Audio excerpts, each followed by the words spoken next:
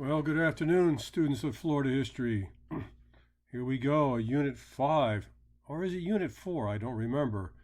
Early man in Florida. How did the first residents of South Florida arrive here? That will be the subject of today's review, and we will go over the examination to some degree, and we're going to learn a lot. So let's go ahead and sit down and get ready to take some notes. And here we go. First of all, Paleolithic Revolution. Paleo meaning Old Stone Age, when hominids, most likely Homo erectus, learned how to fashion weapons and tools out of stone. Paleo, old, lithic, stone, Old Stone Age. That could have gone way back, men. That could have gone back over 1,000,000 years ago, easily. But here's the thing. Remember, the opposite of Paleolithic is Neolithic, and that may have happened less than 10,000 years ago. Neolithic means New Stone Age, when man learned, probably in the Middle East, how to domesticate animals and to grow crops, which gave evolution to society. Because when you're spending all your days hunting, you don't have time for anything else. Culture, art, laws, no. There's no such thing as leisure time until, perhaps, the Neolithic Revolution. Slide on the right. Two of these three are hominids. A hominid is a pre-human. Homo erectus, the ability to stand upright. Homo habilis, the tool maker, not quite human. Right? He is able man. Remember, we talked about the idea of the opposable thumbs, how the great apes don't have the opposable thumbs, and how our anatomy evolved in such a way that being able to grasp was a game changer. And then last but not least, Homo sapien, thinking man. Homo erectus, he who walks upright. Homo habilis, able man, the tool maker. Homo sapien, the modern evolution of human beings. Okay, let's go on to the next slide. Oh, by the way, bipedal locomotion is when you walk on 2 feet for long periods of time. Some of the great apes, we have some genetic similarities, can be bipedal for a little bit, but mostly they're quadpedal. All right. That's a mandible. We talked about the idea of the powerful jawbones of the hominids when they were basically, shall we say, scavengers. And they probably started off not as omnivores or carnivores, but probably started off as some sort of vegetarian. How man became a meat eater, that probably came along with scavenging, looking for animals not completely consumed by hyenas and lions. But eventually, because of the Neolithic Revolution, everything in our physiology is going to change. Okay? There we talked about the idea of Neanderthal and Cro-Magnon. Remember, there's only one species of Homo sapien. At one time, there may have been more. Neanderthal and Cro-Magnon. Cro-Magnon may have been the more intelligent of the two of our ancestors, but Neanderthal was the more physically adept and perhaps even violent. So, quite frankly, it seemed that the physique won out over mentality. You might remember also, we talked about the idea of the first languages. And the first languages of our hunter-gatherers, our ancestors, most likely was sign language. Sign language probably even preceded society and even preceded the language itself. But that argument goes on and will go on for some time. Sign language. We talked about the idea of points. These are all Paleolithic points. Some of these are used for spearheads. Some of them are used as scrapers to separate flesh from the fur. Some of them are grinders. Some of them are used to actually make other points. Some are actually used, small ones are used for fish and birds. And these particular examples are found mostly in North America. We talked about the idea of the Clovis point. Remember, Clovis, New Mexico is where a group of young men looking for turquoise one day came upon an amazing sight. And that site was the grave of several mastodons that probably died 14,000 years before the present. And inside the spinal column of one of these mastodons and his troop that were driven off the edge of a cliff by paleo hunters using fire to drive them to their death as they fell 50 and 60 feet into the canyon. And they may have been killed by using something called an atlatl. And an atlatl is basically a throwing stick. It is not a bow and arrow, but it is something that gives extra fulcrum to deliver the piercing blow into the thick skin of the mastodon and elephants. That was a heck of a demonstration we saw in that video. We know that the Eskimos used them, the Australia Bushmen use them, and they may have come with us over from Asia 10 to 30,000 years ago across the Bering Land Bridge. We talked about Dr. Johansen and discovery of Lucy. The Beatles song was playing on the transistor radio that fateful day in the 1960s. In Kenya, the Ogilvy Gorge, Lucy in the Sky with Diamonds. How could I possibly resist that as a test question? And Lucy may have been the missing link, the hominid who broke off. You know, remember, we are not descendants of the great apes. Related? You bet. Genetic structure similar? Absolutely. But we don't know why the family tree broke off and went in the direction of the hominids, Homo erectus, Homo habilis, and Homo sapien. That missing link may have been this almost 4'5", maybe even 4 foot bipedal hominid that may be the mother of all Homo sapiens. Yes, it is true. They figured out that our poor mother actually died when she fell out of a tree. To be in a tree, man, right? Basically, you would have probably been up there trying to gather nuts or maybe even steal eggs out of a nest. By that time, we're becoming a little bit of an omnivore. Omnivore means when you eat everything. And arboreal means to live in trees. Arboreal. So it would not have been unusual for Lucy to climb trees to feed her family. There's Dr. Leakey. There's the Ogilvy Gorge. May have been the cradle of Homo sapien. He discovered the first Homo habilis, the pre-humans that were able to make weapons, tools. A big step in our evolution. And here's the famous painting of Lucy. Pardon me, men. You notice the volcanic ash in the back?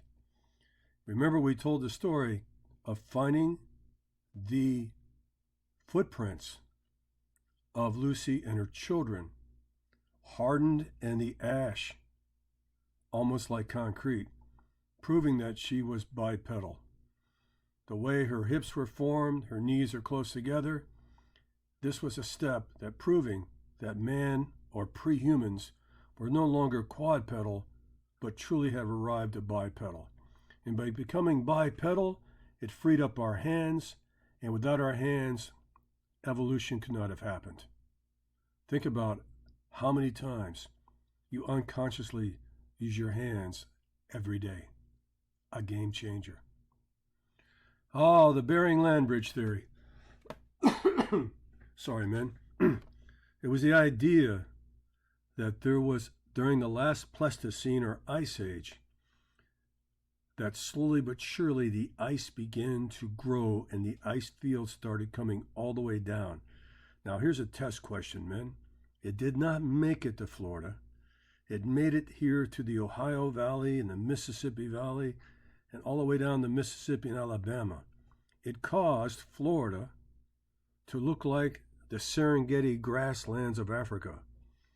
Very few, if any, hardwood trees, a grassland filled with wild animals escaping the ice, especially the woolly mammoth and the mastodon, his cousin, large saber-toothed tigers, sloths, bears, giant tortoises and turtles.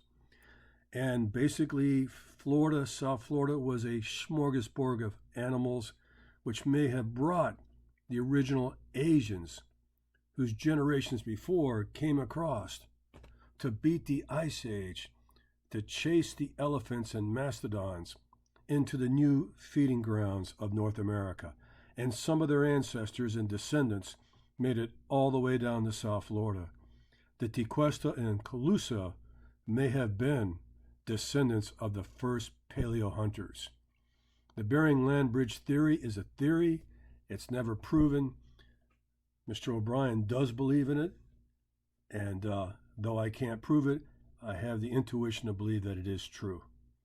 And these are Clovis points. Again, remember Clovis, New Mexico. That's what it's in honor of. And there's the flutes where the shafts were tied to. And these are all classic examples of points found in North America by anthropologists and amateurs, made out of stone, only found in Asia. Interesting. Were the first Floridians actually from Asia? I believe it's true. Then we watched the idea of the Bering Land Bridge. We talked about Bob Carr. Sorry, man, got a cough today.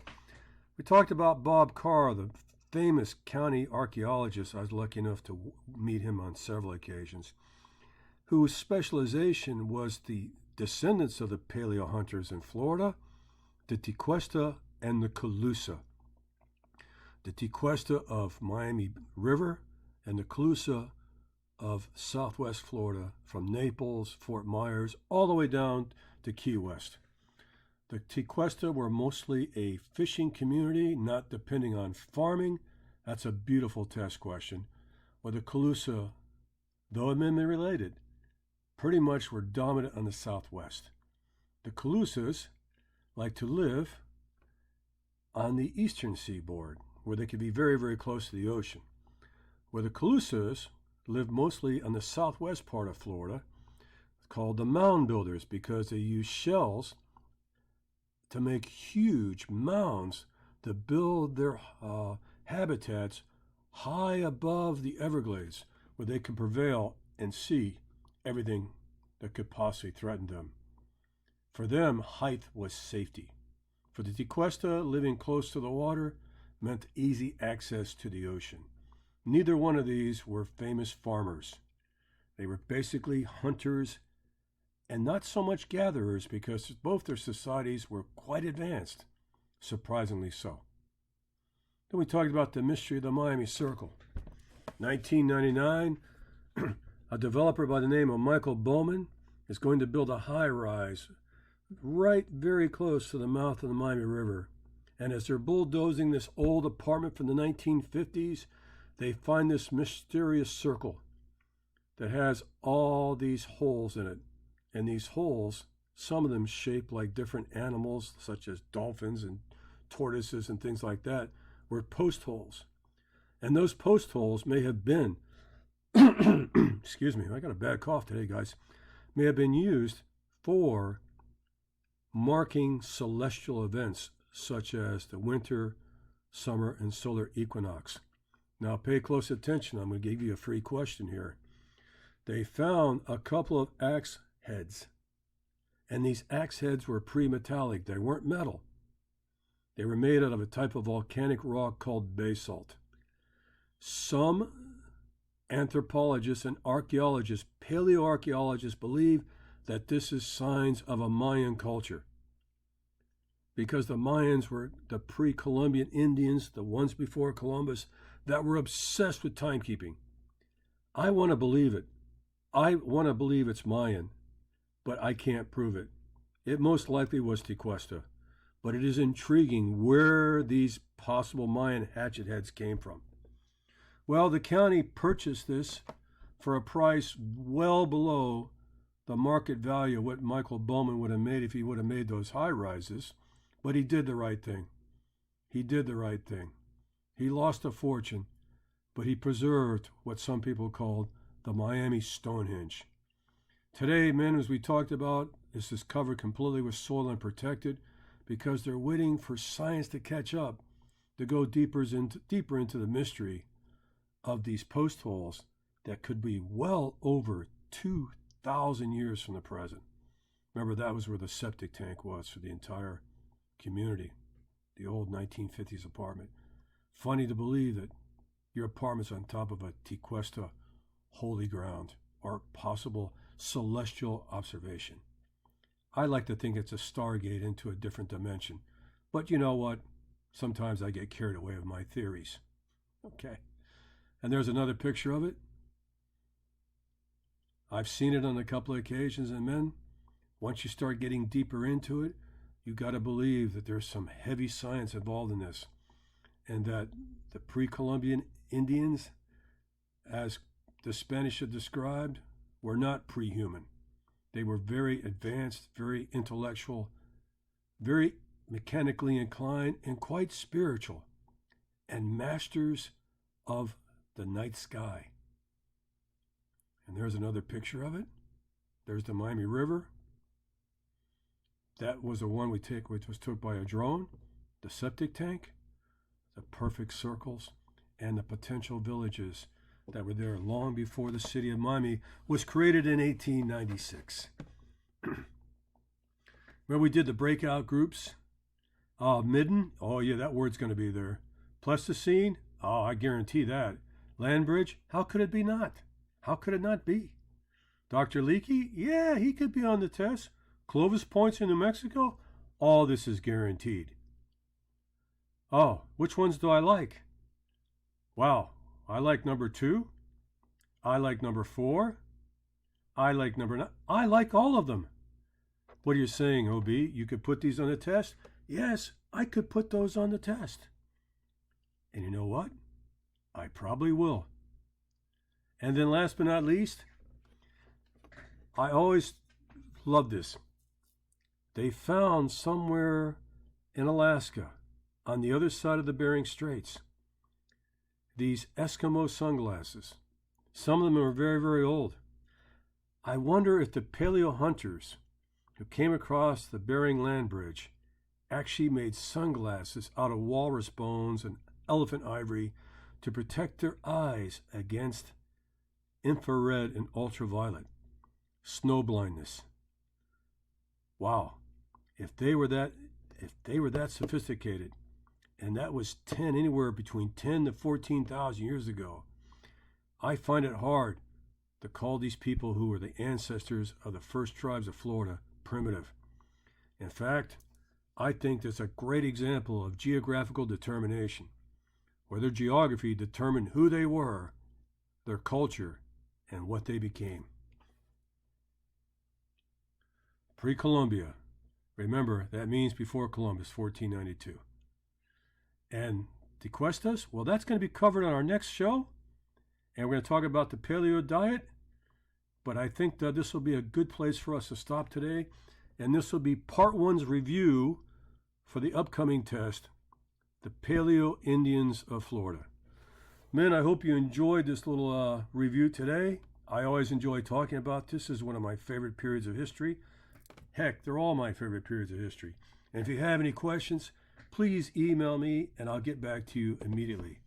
Thank you for joining and have a great afternoon, men. All right. OB signing off here.